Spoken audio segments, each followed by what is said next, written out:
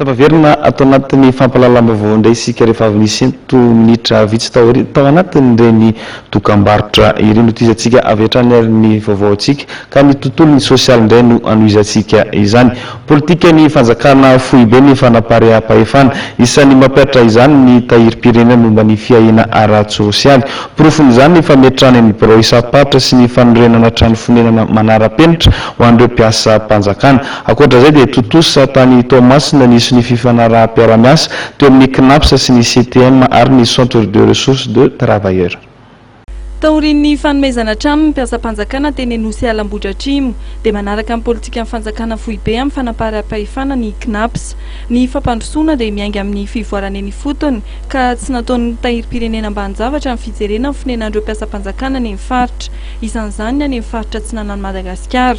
Izany natao dia mba hanamorana ny fanatontsan'ireo mpiasa ny asany. Anisan'ny tsy mandrisika amin'ny mpiasa hiasa any amin'ny faritra ny mantsy ny tsy fisian'ny trano fonenana na koa ny fitangana hofa-trano. Notsindrin'ny tale jeneralin'ny CNAPS fa tsy sazy akory ny fandefasana mpiasa any amin'ny faritra fa endrika iray entina anehoana ny fanapaream-pahefana izay politika amin'ny fanjakana.